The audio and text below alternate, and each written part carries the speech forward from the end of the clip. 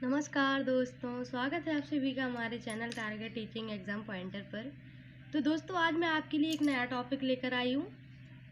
इसमें मैं आपको एक सिद्धांत समझाऊंगी, जीन पियाजे का संज्ञानात्मक विकास का सिद्धांत। ये सिद्धांत बहुत ही ज़्यादा इंपॉर्टेंट है और हर परीक्षा में से 2 से 3 नंबर आते हैं।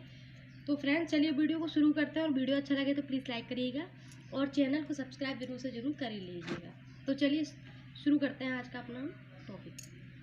तो देखते हैं, जीन पियाजे को विकासात्मक मनोविज्ञान का प्रेरक माना जाता है, यानी कि इनके संज्ञानात्मक विकास को ही हम विकासात्मक सिद्धांत भी कहते हैं। तो जीन पियाजे को विकासात्मक मनोविज्ञान का प्रेरक माना जाता है। पियाजे ने संज्ञानात्मक पर बल दिया और संज्ञानवादी विकास सिद्धांत का प्रतिपादन किया, यानी इसी को हम संज्ञानात्मक, इसी को हम संज्ञानवादी और इसी को हम विकासात्मक सिद्धांत भी कहते हैं। आइए फ्रेंड्स, हम देख लेते हैं संज्ञान क्या होता है।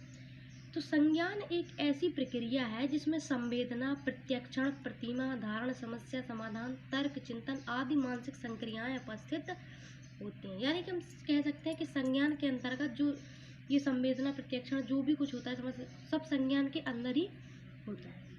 आगे हम जीन पियाजे के बारे में कुछ देख लेते हैं। ये कहाँ के थे, कहाँ के।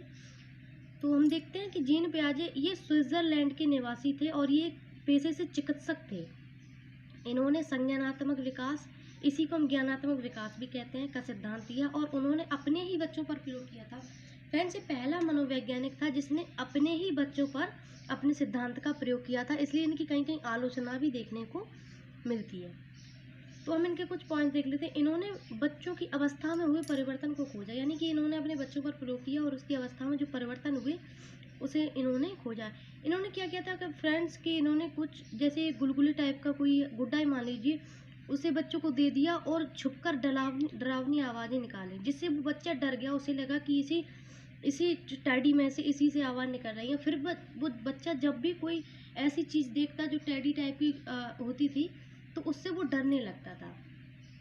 इस सिद्धांत को अवस्था का सिद्धांत भी कहते हैं। संज्ञानात्मक, विकासात्मक या ज्ञानात्मक सिद्धांत मैंने बता चुकी हूँ कि ये इसी सिद्धांत के नाम है। आगे हम इनकी अवस्थाएं देख लिए। तो संज्ञानात्मक विकास की जीन पियाजे ने 4 अवस्थाएं बताई हैं, इसे हम 4 चरण भी बोलते हैं। पहली अवस्था है संवेदीगामक अवस्था, इसे हम जन्म से 2 वर्ष मानते हैं। दूसरी है पूर्व संक्रियात्मक अवस्था, इसे हम 2 से 7 वर्ष मानते हैं।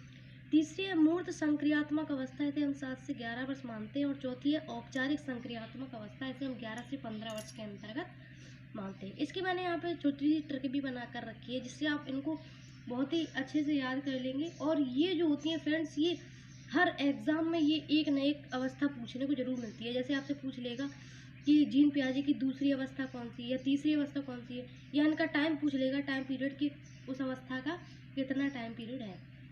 तो इसकी हम ट्रिक देख लेते हैं। इसकी ट्रिक है सबने पूरी की मूर्ति आपकी। तो सबने से हमारा संवेदीगामक अवस्था, पूरी से पूर्व संक्रियात्मक अवस्था, मूर्ति से मूर्त संक्रियात्मक अवस्था और आपकी से हम औपचारिक संक्रियात्मक अवस्था लगा लेंगे। इससे आपको एक ही लाइन में पूरे 4 याद हो जाएंगे। तो हम इनको थोड़ा डिटेल में देख लेते हैं फ्रेंड्स। संवेदीगामक अवस्था जो 0 से 2 वर्ष होती है।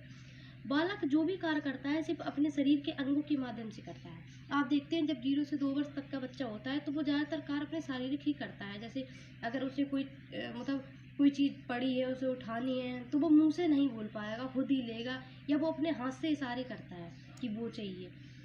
तो जैसे इसमें आँख हो गया, कान हो गया, नाक हो, अगर बच्चे को भूख लगी है तो वो रोकर ही व्यक्त करेगा, ना कि वो बोल पाएगा कि मुझे भूख लगी है। दूसरी इसकी अवस्था है पूर्व संक्रियात्मक अवस्था, जो कि 2 से 7 वर्ष है। इस अवस्था में बालक बच्चों के साथ खेल खेलता है। बालक शब्दों, चित्रों तथा प्रतियों को प्रयोग करने लगता है। इस अवस्था में जो 2 से 7 वर्ष की बालक शब्दों को भी समझने लगता है और चित्रों का प्रयोग वो अच्छे से समझ जाता है। इसमें हम कुछ पॉइंट देख लेंगे। प्रतीकात्मक खेल खेलता है। सही अनुपात का अंतर अभी नहीं कर पाता। जो पूर्व संक्रियात्मक अवस्था होती है, इसमें बच्चा सही अनुपात का अंतर नहीं कर पाता। इस अवस्था में बालक सही प्रकार का चित्र भी नहीं बना पाता और सजीवता के लक्षण इसमें देखने को मिलते हैं। जो पूर्व संक्रियात्मक अवस्था होती है 2 से 7 वर्ष, उसमें वो हर एक चीज़ को मतलब जीवित समझ लेता है। जैसे आप उसे कोई गाड़ी दे देंगे या आप उसे कोई टेडी बेयर दे देंगे तो उसे वो सजीव समझेगा, मतलब कि ये जीता जागता है। आगे फ्रेंड्स हम इसकी तीसरी अवस्था देख लेते हैं, जो कि है मूर्त संक्रियात्मक अवस्था। ये अवस्था 7 से 11 वर्ष होती है। चिंतन तर्क पर आधारित होती है ये अवस्था और चिंतन का इसमें समावेश होता है। सही अनुपात का अंतर आकार भार को समझने लगता है। जो 7 से 11 वर्ष की एज होती है इसमें बच्चा भार भी समझने लगता है, सही आकार और अनुपात को भी समझ लेता है। और चौथी और लास्ट इनकी अवस्था है औपचारिक संक्रियात्मक अवस्था, जो 11 से 15 वर्ष के बीच में होती है। इसमें है अमूर्त चिंतन करने लगता है, यानी निर्णय स्मरण आदि। इसमें बच्चा खुद के निर्णय थोड़े बहुत अपने आप से लेने लगता है, अंकों का प्रयोग करने लगता है, समस्या समाधान करने लगता है, कार्य कारण को समझता है और कार्य में अंतर समझने लगता है। यहाँ पे पियाजे का संज्ञानात्मक विकास वृद्धि का विकास है। ये यहाँ पे लिखा हुआ है कि पियाजे को जो संज्ञानात्मक विकास है वो वृद्धि का विकास है। और इन्हों की एक छोटी सी डेफिनेशन भी है कि सीखने का अर्थ ज्ञान निर्माण करना है। ये पियाजे साहब ने कहा है, पियाजे ने कहा है कि सीखने का जो अर्थ है उसे ज्ञान निर्माण उसी से होता है। तो चलिए फ्रेंड्स, अगर वीडियो अच्छा लगा हो तो प्लीज़ लाइक कर दीजिएगा और चैनल को सब्सक्राइब जरूर से जरूर कर लीजिएगा। तो thank you, thanks for watching.